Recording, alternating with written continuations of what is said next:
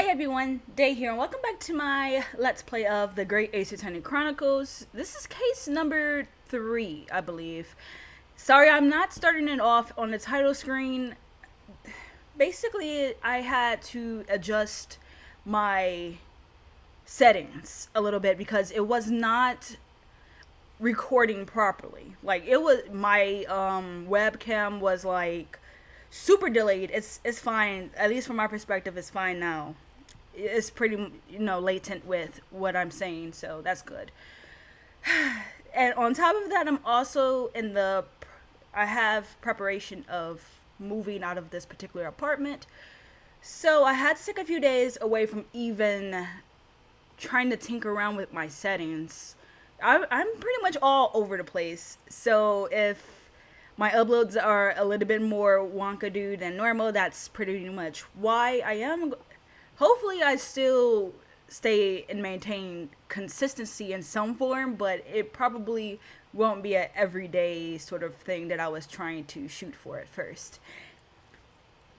My third humble fella, make a wee comment here. And yes, I did play a little bit of this before. I was like, you know what, this is not what I would want to upload to YouTube, so I had to actually restart.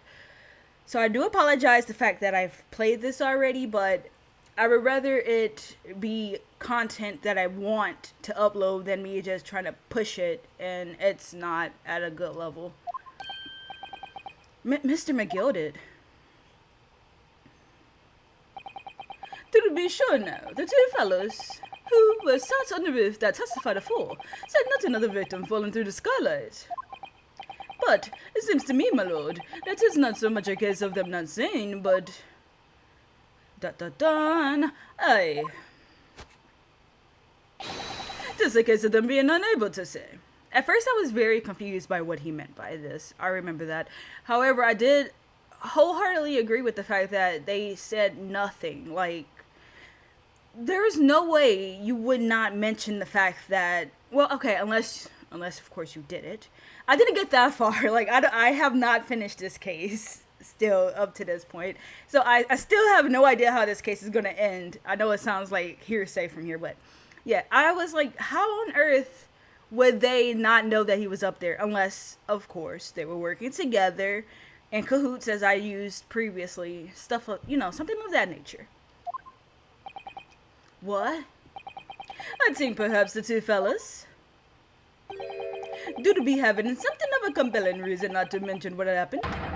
Would yous not agree, fine ladies and gentlemen of the jury? Urgh. Oh my goodness, surely not. Those two chops on the roof. You mean the ones who stuck that knife in the man were... Pepper, how did you not know? Hold it. Just what exactly are you insinuating here, you blatherer?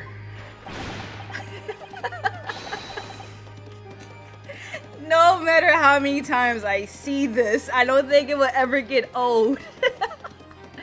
Especially since you hear the giddy up my pony noise sound effects for him. Like, what in the world, Furst? What in the world? Oh, I really do wish you guys could have saw my first reaction, though. I pretty much about died. You rotter, he said. You rotter. What are you insinuating? This is a flaming outrage. I've got a good mind to give you a blinker in a minute. He'll give you a shiner in a minute, he said. And so will I. Mr. Fairplay. Don't forget Furst. You're effectively accusing me, a city gentleman and well-respected banker.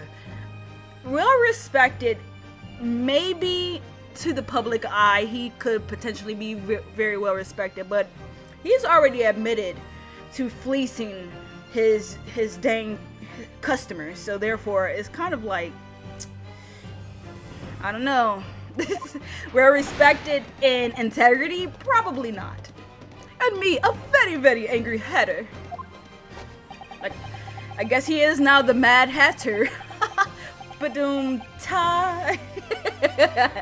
I should not tell jokes. I suck at them. Suggesting that someone like me could have stopped that man in the guts. It's is a disgrace. It's scandalous. It's I protest. I protest in the strongest possible terms.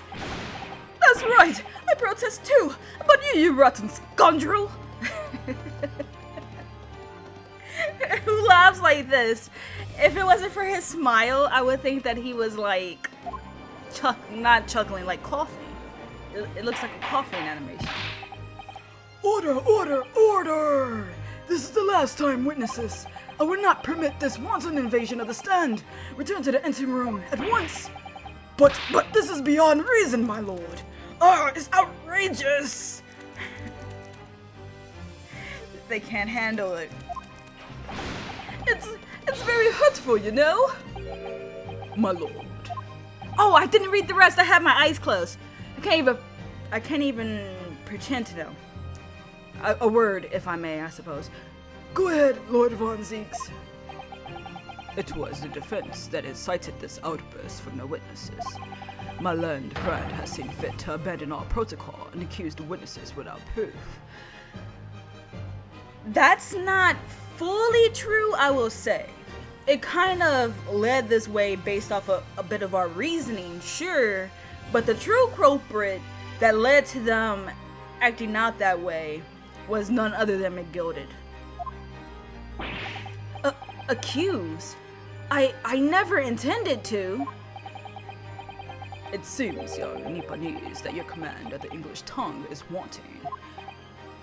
Oh my. You propose to this court that the victim fell through the skylight from the roof deck of the omnibus. That hypothesis cannot possibly stand without the rooftop passengers being fully aware of the events. Yes, I had to put fully aware. They were there, darn it. You have branded these gentlemen liars. You have intimidated their criminal guilt. I always want to say intimidated, darn it. I did that last time too. In our British courts of law, that is what is termed a baseless accusation. I know I was rash to put this idea forward without any actual evidence, but you can't just dismiss it without a second thought. What are we wasting time for? Get to the mirror. Testify.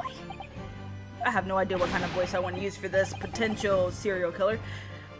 I thought there was something fishy about that hat from the moment I laid eyes on the fellow.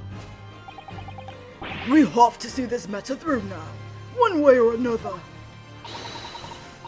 If there's filth and rubbish in our midst, we must dispose of it at once.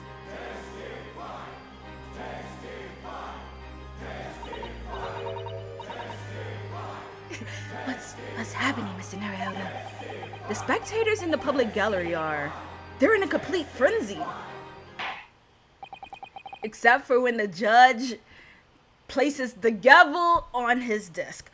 Mr. Fairplay and Mr. Furst. My lord. I probably look so silly doing that. You would take the stand again and make another formal testimony. I thought he sent them on their way. Like, not on their way, but I thought he sent them to the answer room. Like, what happened to that plan? In reference to the indictment brought by the defense. Yes, my lord. I didn't come here for this. There's no time to think this through. McGilded is having the time of his little short life. No. I mean, come on. The guy is like literally chuckling it up. All I can do is keep pushing forward. This is around the time I was like, you know what? End it all. So I don't really remember the part exactly where I stopped, but it was around this point.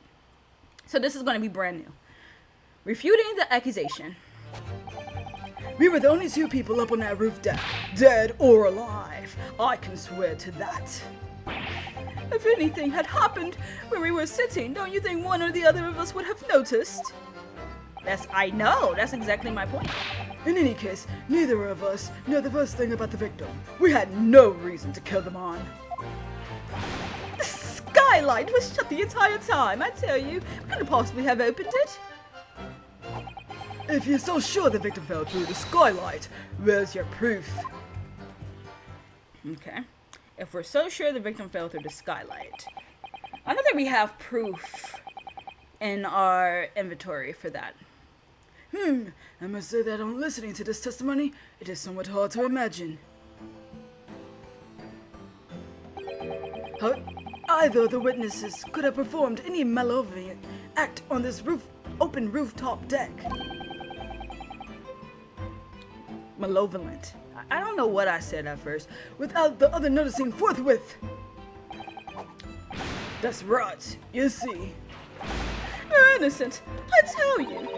Ideologically, of course, the argument was. Damn, if the two of you were in collusion with one another. Collusion, nice. What? With him? I would never work with a thief from his own bank. According to investigations by Scotland Yard. The two witnesses share no common dealings. Ha! Well, I don't trust coppers any more than I trust the stinking rich. Something doesn't feel right here. The trial is going in our favor. Really? For better or worse. So, why do I feel so uneasy?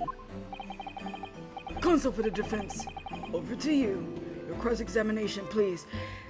It's because we don't fully trust our defendant. That's why you feel like you're uneasy. The thing is, it feels like everything's swaying in our favor, but is it really the verdict we want? Oh, yes, my lord. I mean, I suppose it is. We are defense attorneys first and foremost. Though there's always that layer of integrity that goes towards also finding the true culprit.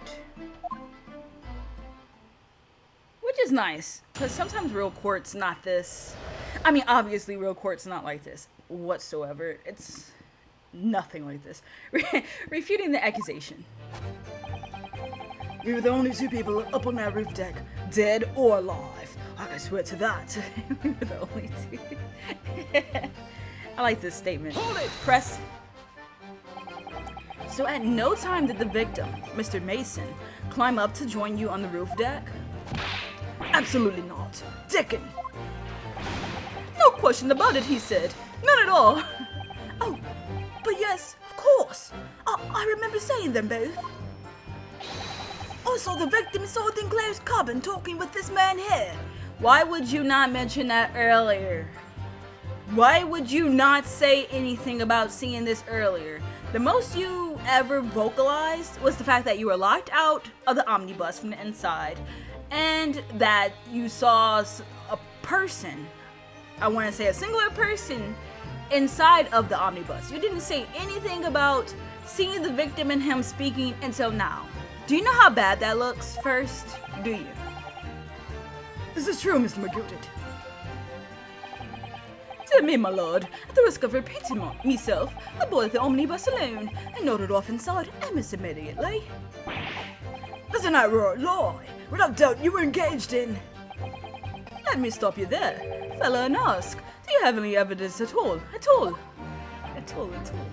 Ah! It's all about evidence in the courts these days, so it is. You'd do well to remember that. Ah! I saw you with my own eyes. This is going so well. If anything had happened when we were sitting, don't you think one or the other of us would have noticed? I agree with that, unless you were in collusion, as juror number 4, I want to say, said earlier. Well, it was on the final run of the omnibus at past 10 o'clock in the evening. It would certainly have been quite dark, perhaps too dark to see clearly. Is this some kind of a lark? Is this some kind of a joke? He said. Is that what this is? I like that he uses synonyms for the words that Fairplay uses. Or perhaps one of the other of you fell asleep briefly. How many people do you think were asleep on this omnibus? Don't even open this pathway. I mean, it doesn't benefit either of them to actually agree to this nonsense, but still. or you fair dinkum, sir. Are you serious, sir? That's what he said. It's impossible, I tell you. I'll give you the keys to the vault if you can fall asleep in that bitter cold.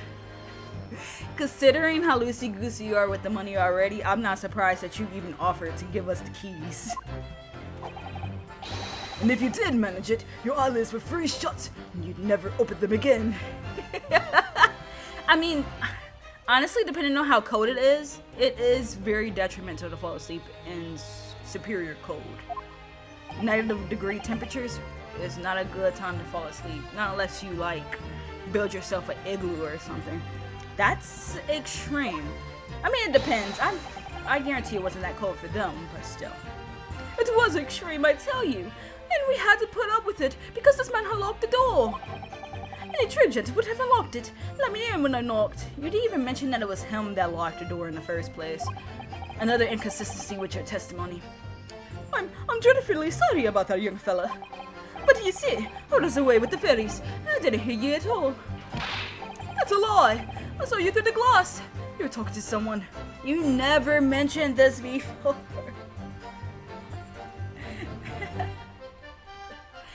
Oh my gosh. Seriously, you didn't. As one of my regular commenters has already pointed out, like, sometimes these cases get very convoluted for no reason. Like, this whole case would have been dismissed. No. 'Twas was a cold night, so it was. People do to be seeing things that aren't real in the code. 'Tis hardly surprising. He's leading this whole testimony right now. Seeing things. I believe we have reached an impasse here on this particular point. You! Don't take it personally now, lad.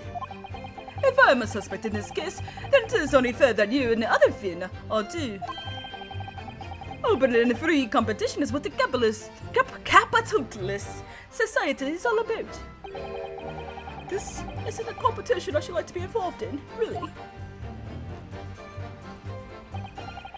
In any case, neither of us know the first thing about the victim. We had no reason to kill the man.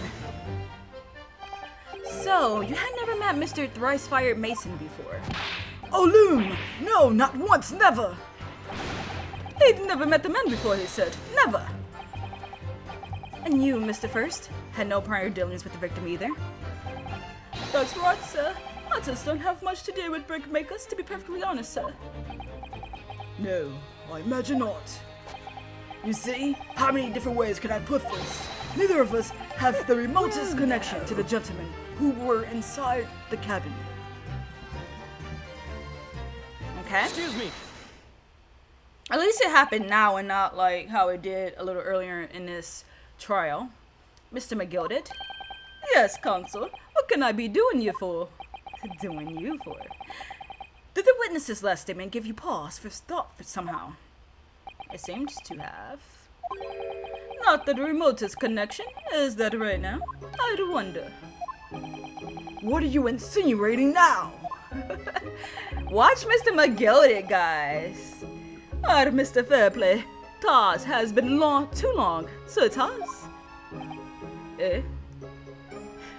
Aren't you in debt to him? If I'm not very much mistaken, I believe 'tis fast approaching. Did not your repayment debt to me? Oh, I beg your pardon? That pose. You'd borrow 20 guineas for me, sir. I really keep forgetting, but I want to look that up. Like, I really want to know how much that was back in, like, what, the 1800s? Is that what this is? At an unconscionable rate of interest, you tricked me. It's extortion. Oh, no. It's not a touch of begrudgery, is it? The sort of begrudgery that might motivate a fella to pass his crimes off on another. This is insane. And young Mr. Furst. Me, sir? What do you want with me, sir? You didn't be making hats for a living, do you not? That there top hat sliding about on your head, as if it was an otter over a snowbank. Is that one of your own creations, is it? Like I said, I cannot tell jokes. Oh, well, I'm still just an apprentice. You understand. I'm learning to find the perfect fit for whatever fine gent walks through the door. The perfect fit, is it? Well, it is a very distinctive design, so it is. Many customers like it, I tell you. They're like a distinctive touch. Customers, such as thrice-fired Mason. Ah! There was a photographic print that the victim submitted as evidence of all, my lord. So they do have photographic prints. This, you mean? Why is this the only photographic print they took? I can't help thinking that the poor fellow's head looks distinctly familiar, wouldn't you say?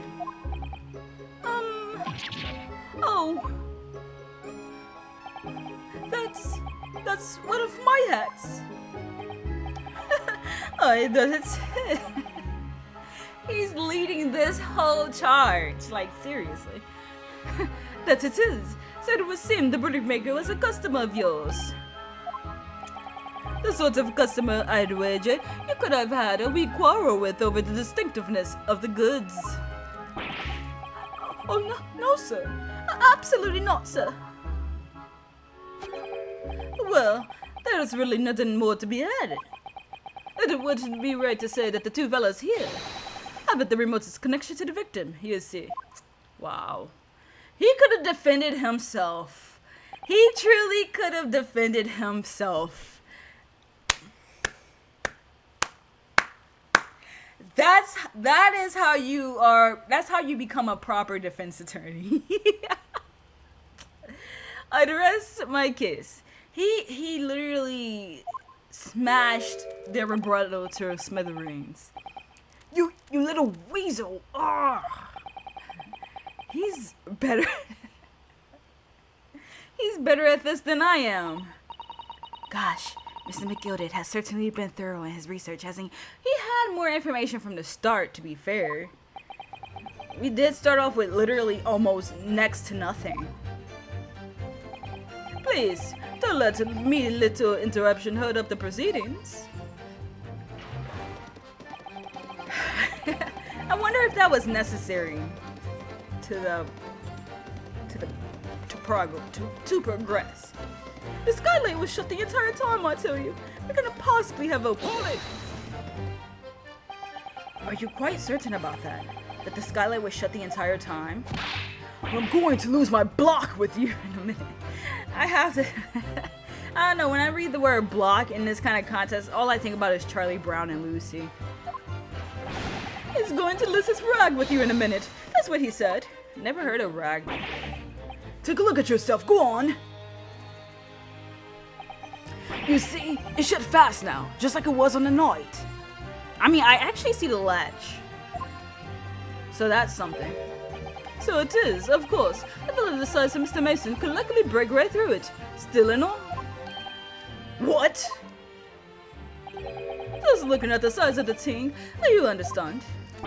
Now you hold on there a minute, sir. The size of the thing means nothing.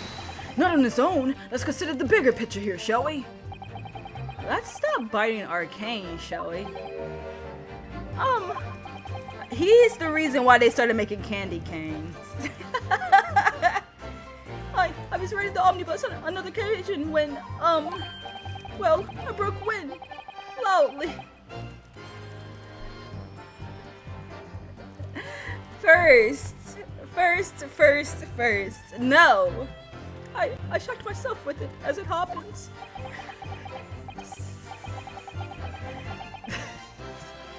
This is an unexpected confession, Mr. Furst. Oh, I just mean to say, well, the point is, I tried to open the skylight, you see. But, just my luck, I couldn't make it budge. The stench was terrible. I thought I was over, like, toilet humor variety, but I guess I'm not. Everyone was looking daggers at me. Oh no, there were people in there too? Abby said. I went as red as rouge, I did. Are you expecting me to sentence you? Sentence? Oh, no, sir. The point is... The skylight can't be opened. I tried and tried when I was inside that cabin of shame.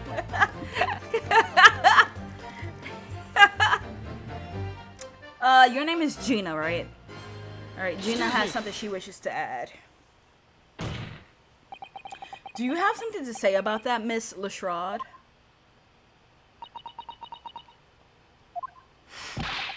You had something to say. What's going on now? Miss Lestrade. Okay. It opens. I don't even remember a bit of the voice I gave her.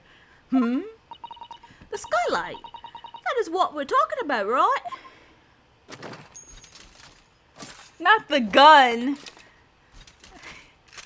All them skylights open that easy. More easily than you could load that weapon. That's a lie, I tell you. Otherwise, when I broke wind, That's a lie. Stop flipping your button, doggone. Fair plays face like that. You can't do it from inside, you mug. Oh. Look, a few weeks ago, I was up on the roof deck of one of them drags. And I had a grey hole. I mean, I had pests coming out my ass. Miss Lestrade, this is not the forum to be eulogizing on the subject of your criminal activities. Well, anyway, I had a bit of a scare. When I looked at the last black's pest, it got wise to me. All four of them surrounded me, so I couldn't up off the bus and lug it. So what I did was, I used the skylight, opened the catch and jumped right through. What? Yeah, the catch for them skylights is in the top side, so you can't open them from the cabin. The skylight opens from the roof deck? Bailiff! I mean, we did see the latch. Climb up onto the roof of the omnibus at once and verify this witness's claims. Why didn't we do this from the start? This feels very sloppy. Ah! Oh my head! See? I was right all along. Basically. Order! Order! Order! So it appears that this ring girl's statement is quite true.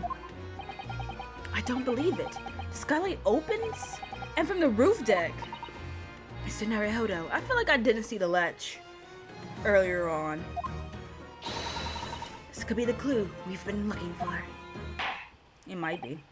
Well, counsel for the defense, please continue with your cross-examination. Yes, my lord.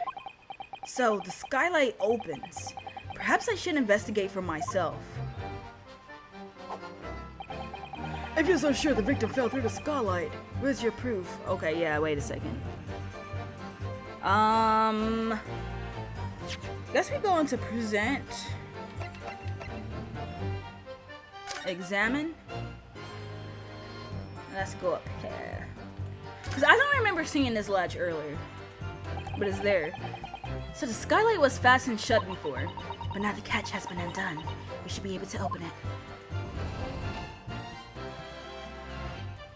Okay. You can certainly see inside the carriage through this opening, that's for sure. Yes, and there's a lamp in the enclosed cabin. So I'm sure the witnesses would have been able to see quite clearly. That's not good for us. Okay.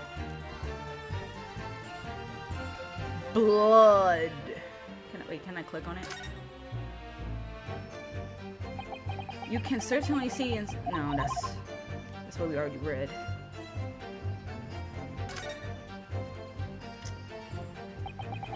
He's saying the same darn thing. Alright, time to go inside. Like, maybe I could view it from the internal vantage point now that the window's open. The scene of the murder is horrible. We've been in here before. Alright, so we should be able to examine that maybe from here. Yes, it does open very wide, doesn't it? Wide enough to kick someone like you through, certainly, Mr. Naruhodo. Why someone like me? Ah! What is it? Look, just here. Look at this. That's, without question, it's blood. Why would there be a blood stain there? Surely, it can't be unrelated to the case, can it? Okay, the scene of the crime, there is a blood stain visible on the frame of the skylight when it's open. But before that, I saw this on the floor. I don't remember this being here, and looking at it from this angle, it's different from this particular blood stain. I don't remember seeing blood on the floor before. That's blood, isn't it? Is something wrong? Oh, it's just... Well, this bloodstain is so obvious. That's all. See? I don't think it was there before. Like, that adds to my previous thought points. And yet, Von Zeeks has made no mention of it. And we came in here and examined the same bus before recess. I suppose it does seem a little strange. Why do I have such a bad feeling about this? Because it's gonna... Basically, by the looks of it, it's forged evidence. But then the blood stain on the skylight would be forged evidence too, right? Oh, but this is the answer to that question. If you're so sure the victim fell through the skylight, the proof is wait, present. Oh, I didn't press the X button. Objection! I pressed A at first. On the night in question, the victim was fatally stabbed in the stomach, and immediately afterwards, the victim's body was pushed through the skylight into the cabin below.